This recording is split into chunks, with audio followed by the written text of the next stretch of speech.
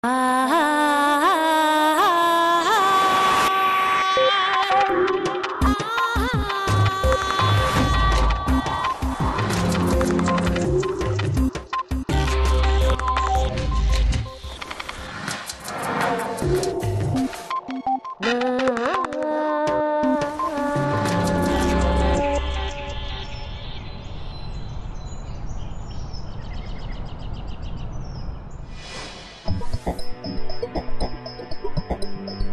la misma forma que las normas de un juego establecen las relaciones entre participantes, los comportamientos humanos sirven de pautas para forjar los vínculos entre los miembros de un grupo. Emociones como la venganza, la compasión o el amor forman parte de esas conductas que han ayudado al ser humano a sobrevivir en comunidad desde hace muchos miles de años. Hoy, en Redes, veremos que incluso la moral es una herramienta heredada biológicamente para consolidar una sociedad. Punset visita a Mark Hauser, psicobiólogo de la Universidad de Harvard. Desde una perspectiva multidisciplinar que abarca la neurobiología, la psicología, la antropología y la lingüística, Hauser defiende la existencia de unos principios morales universales que rigen nuestras decisiones y juicios a la hora de distinguir el bien y el mal.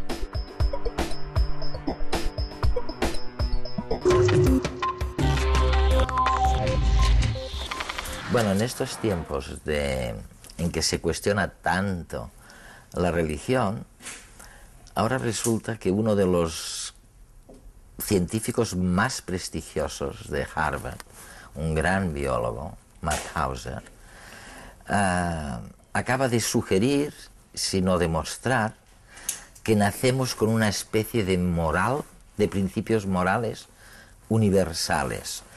¿No te da miedo, Mark, decir esto en un mundo que parece tan alejado de la moral y tan cerca de la violencia y de la ausencia de un Estado de derecho, ¿no?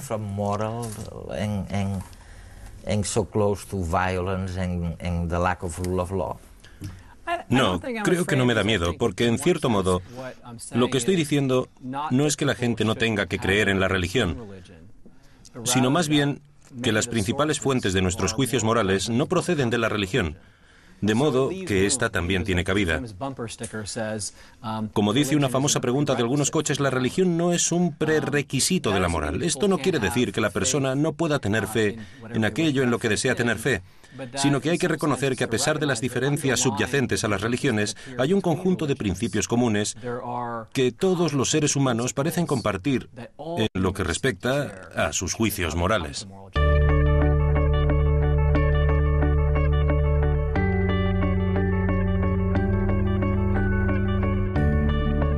Todo ser humano llega al mundo con unas capacidades de convivencia, tiene capacidades de solidaridad, de agresividad, de competición, de ayuda, y todas ellas le sirven para sobrevivir. Entonces, todas estas capacidades se pueden hacer surgir con un simple juego de pelota.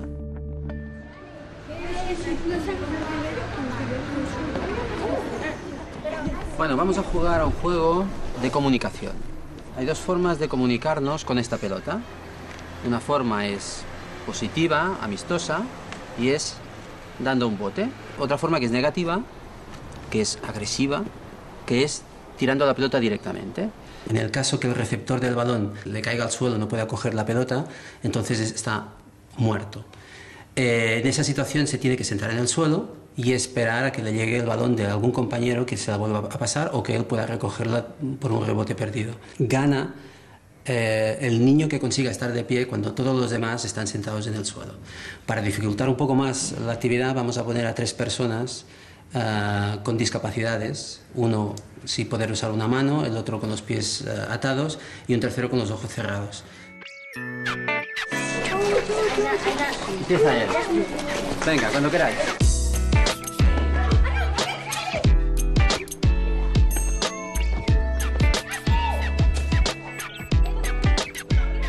Todos estos comportamientos que vemos son comportamientos universales que tienen una base genética, pero que se desarrollan en cada uno de los individuos de un grupo de manera diferente, según la experiencia, según su predisposición, según lo que han vivido. ¿Qué harán los niños en el campo de juego? ¿Se ayudarán? ¿Se traicionarán? ¿Tendrán compasión de los más débiles? ¿Se vengarán unos de otros? Las conductas más universales se reflejan en la simplicidad de este experimento.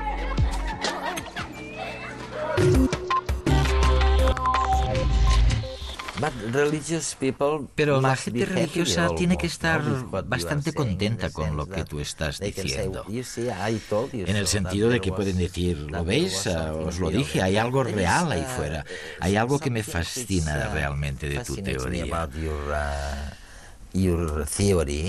Tú dices que primero tenemos el nivel del inconsciente, esa gramática moral universal que se desarrolla de manera inconsciente.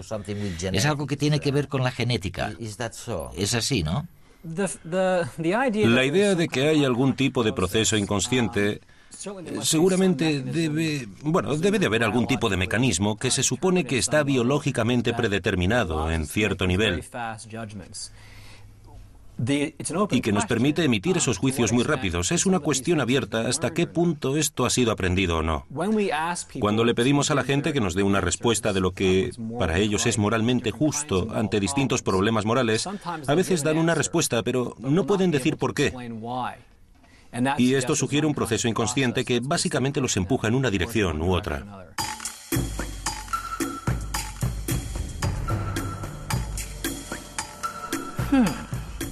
¿Por qué nos es a veces tan difícil explicar la razón de nuestros actos? Reaccionamos a menudo en nombre de la moral, de la justicia, de la solidaridad. Pero en realidad, apenas conseguimos razonar nuestras decisiones. Por los circuitos que configuran nuestra mente, transitan mensajes de agresividad, compasión, venganza, simpatía. Emociones como estas orientan la conducta humana, a menudo fuera de nuestra experiencia consciente. Junto a las emociones, estaríamos provistos de un instinto, también inconsciente, que nos ayudaría a diferenciar una acción justa o moral de otra injusta o inmoral. Otra cosa es lo que tú dices de que algún tipo de moral, algunos de estos principios morales, son compartidos con el resto de los animales. Hay algo darwiniano en este planteamiento. Procede de la selección natural de hace millones de años. Otros, en cambio, son específicos de nuestra especie. ¿Cómo explicas eso? Creo que en algunos experimentos y observaciones que se han hecho con animales salvajes o en cautividad, ocurre lo mismo que con los humanos. Los animales a veces deciden cooperar. Por ejemplo, un animal puede cooperar con otro para cazar, para capturar una presa. Tenemos muestras de cooperación, de altruismo, de reparto de la comida. Tenemos animales donde después de una lucha entre uno subordinado y otro dominante, se abrazan para reconciliarse y tranquilizar a todo el mundo, para que los niveles de estrés no suban. Es lo mismo que vemos en las sociedades humanas. En cambio, hay cosas que parecen ser únicamente humanas. Por ejemplo, la capacidad de correspondencia. Yo te doy algo a ti hoy y dentro de un tiempo tú me lo darás a mí. Es algo bastante común en las sociedades humanas, pero es una capacidad que no vemos demasiado en los animales. Sugiere que a los animales les cuesta ser pacientes. Por ejemplo, si yo te doy algo, tengo que esperar a que tú me lo devuelvas. A los animales, en cambio, parece que les cuesta controlar su impulsividad. ¿Por qué dicen algunos que los animales no pueden sentirse culpables? Quiero decir, el sentimiento de culpabilidad. ¿Es cierto que ellos no pueden sentirse culpables del daño que han hecho? Bueno, yo creo que lo difícil es que cualquiera que tenga un perro o un gato, sobre todo los perros, cree que su perro se siente culpable porque nos evita alejándose cuando ha cogido comida o se ha sentado en el confortable sillón de su dueño. Probablemente lo difícil es ver cómo documentamos la experiencia subjetiva de otras especies.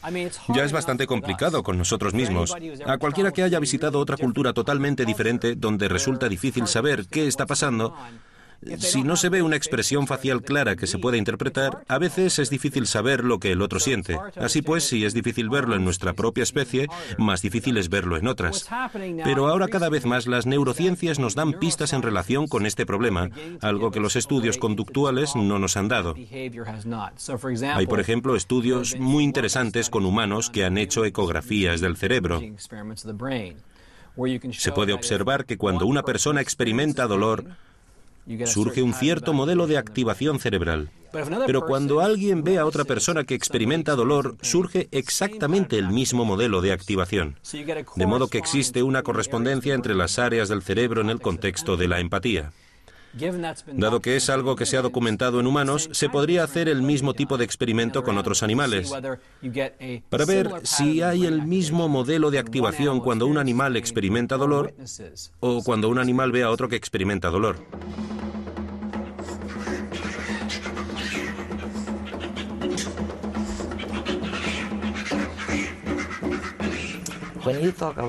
Cuando tú hablas de ciertos componentes básicos en los animales compartidos con nosotros, resulta que uno de esos componentes tiene que ver con el lenguaje. Cuando hablas de ese instinto moral universal, es algo muy parecido, ¿no? ¿Cómo lo relacionarías una cosa con otra? ¿Lo que ocurre con el lenguaje es similar con lo que ocurre con la moral, con esta moral universal? Bueno, la idea básica es que cuando Chomsky propuso la teoría por la cual se hizo famoso, la idea principal era la siguiente. Si nos fijamos en la adquisición del lenguaje en el niño, los estímulos que recibe son escasos comparado con las generalizaciones que hace. Es lo que Chomsky llama el problema de Platón. Como resultado, tenemos que inferir que el niño ha nacido con cierto tipo de capacidades innatas, en palabras del propio Chomsky, que le permiten hacer crecer el lenguaje, no aprenderlo, sino hacer crecer como, por ejemplo, nos crecen los brazos. Por ejemplo, hay una maduración biológica muy fuerte de los factores que preparan al niño para el futuro y que forman parte de lo que significa ser humano. Estos principios generales, o en este caso la gramática universal, forman parte de nuestra especie. Esta forma de pensar es una forma muy típica de pensar en la moral, porque al final todos los niños adquieren un sistema moral. ¿Cuál? Depende de su cultura, pero en todas las culturas parece haber ciertos tipos de principios que son universales.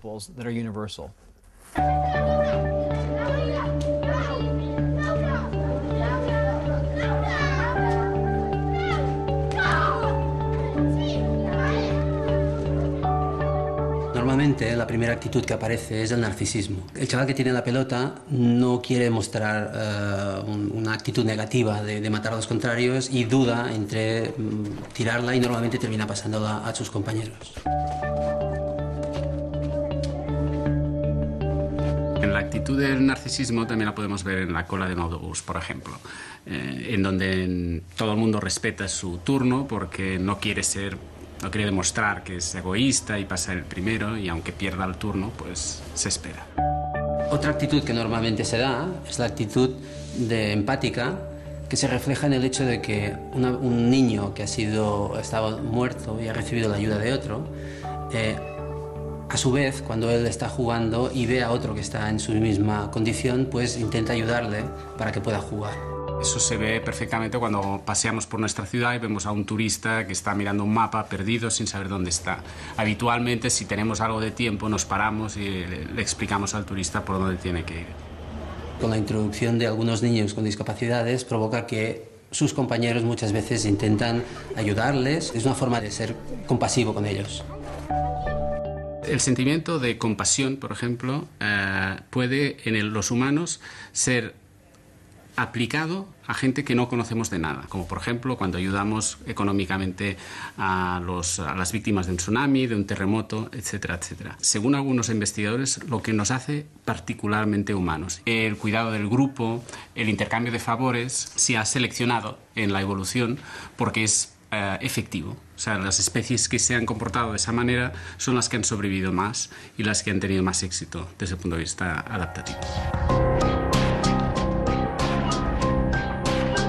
Todo Todos estos comportamientos que hemos descrito hasta ahora también tienen su parte negativa. En el caso, por ejemplo, de la venganza o del egoísmo en estado puro, pues también lo vemos en situaciones cotidianas, cuando los recursos cuentan mucho, cuando el tiempo, cuando la oportunidad es importante. Por ejemplo, en la cola de un supermercado, en la cola para un espectáculo del que hay pocas entradas, pues ahí actuamos con cierto egoísmo, estableciendo un tipo de conducta que va en beneficio propio y en detrimento de los demás.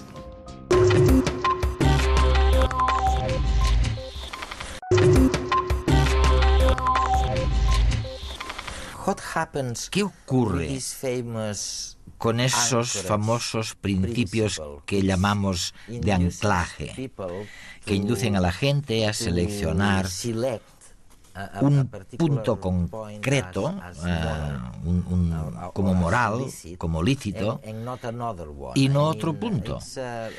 Quiero decir, no hay nada muy fundamental en esta elección.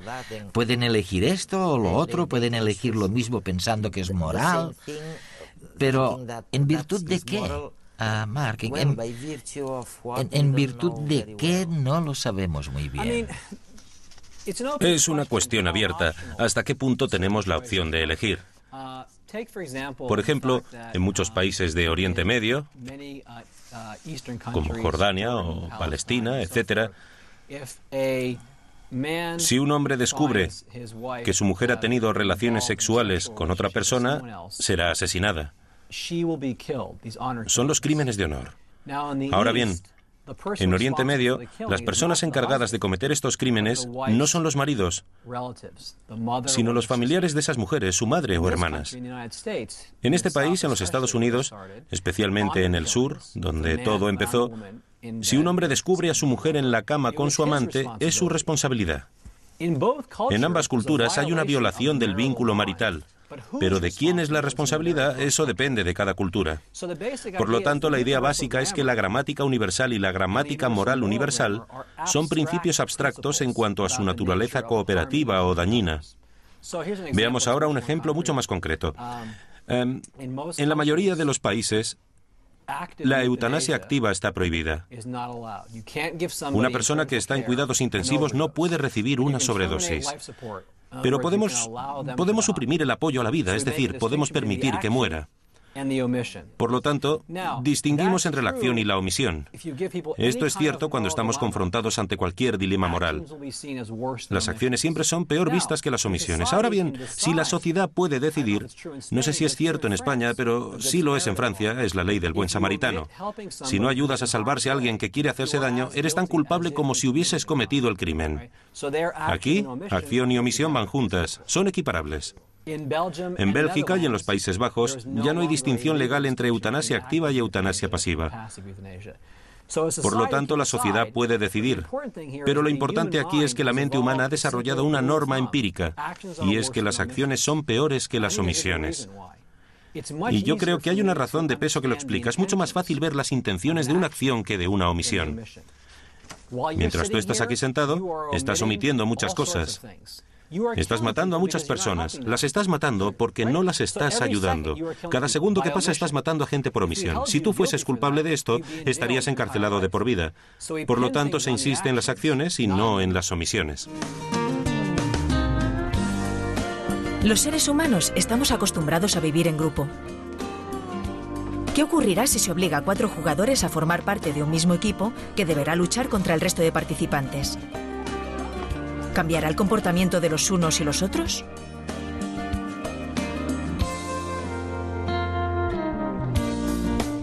Bueno, ¿cuándo creéis que habéis matado más?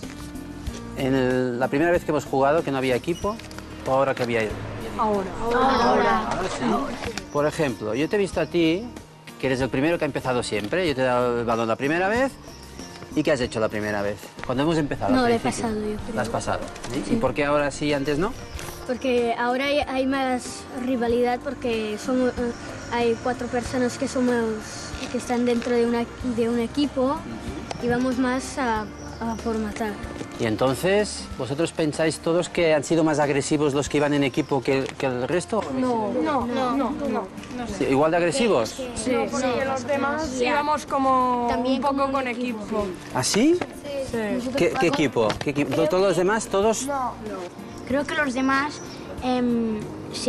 también, como eran un equipo contra todos nosotros, pues nosotros los que no éramos de equipo nos hemos hecho como un equipo, pero sin decir nada, pero íbamos a por ellos y nos la pasábamos para matar más. En este caso aparece claramente una actitud de prejuicio. Los jugadores que forman parte de un equipo se deben a sus compañeros, con lo cual tienen tendencia a mostrarse más agresivos para evidenciar su capacidad dentro del grupo. El resto que no forman parte no son un equipo oficialmente, se agrupan también en equipo para ayudar a combatir al enemigo superior. Este sentimiento de grupo se puede incluso generar en ausencia de condiciones para considerar un grupo objetivo, como por ejemplo puede ocurrir que se genere de manera espontánea cuando viajamos como turistas y nos sentimos parte del grupo de españoles o del autobús azul, etc. Normalmente este sentimiento es uno de los más potentes de nuestra especie.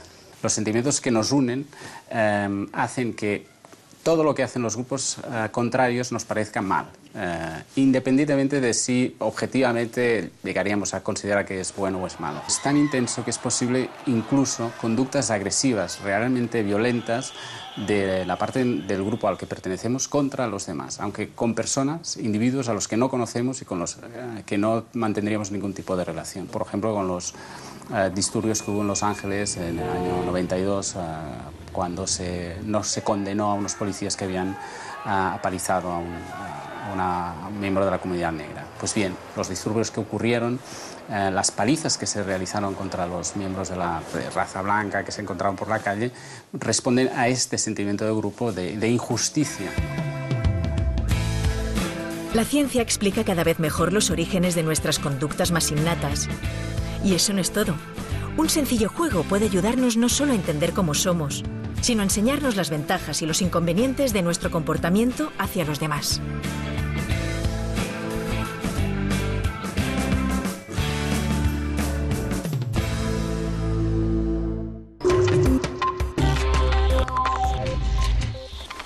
Es fantástico, ¿no? Es fantástico pensar en el poder de estas normas sociales, ¿no? Los neurólogos ahora dicen que el cerebro decide en función de las creencias y no de lo que vemos.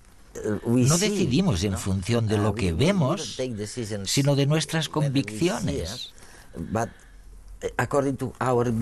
Increíble. ¿Tú qué piensas?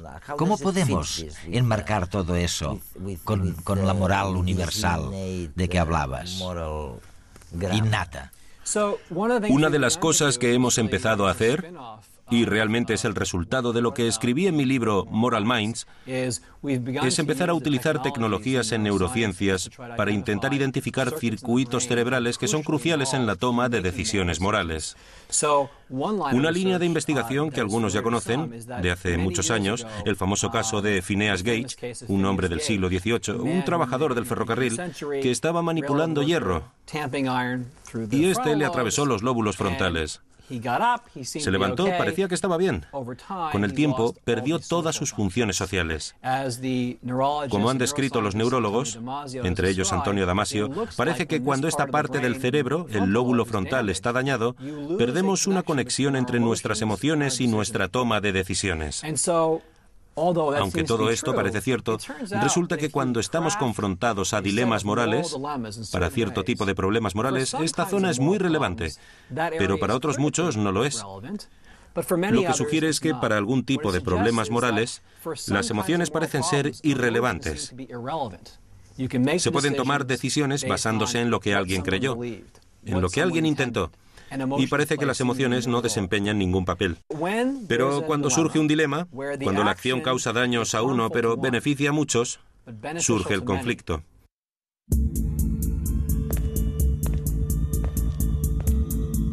Cinco pacientes esperan con urgencia un trasplante, cada uno de un órgano distinto.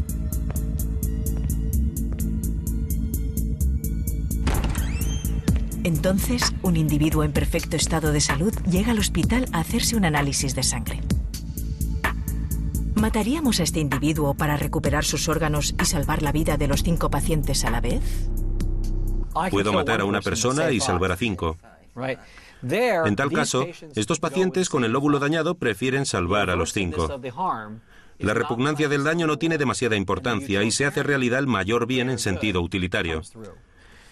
Los neurocientíficos están empezando a señalar cuáles son las estructuras importantes desde un punto de vista causal que nos permiten emitir juicios morales, creencias, emociones, intenciones, etc.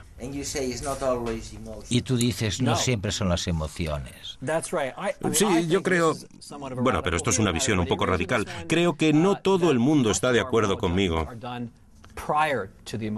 Yo creo que gran parte de nuestros juicios morales se hacen antes de las emociones. En cierto modo, las emociones siguen a los juicios morales, en lugar de precederlos. Y esta es una visión nueva.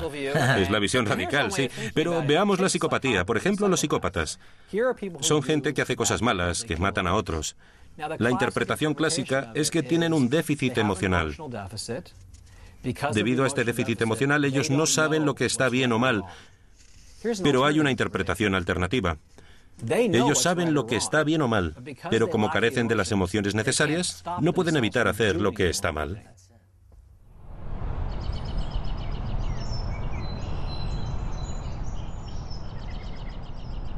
I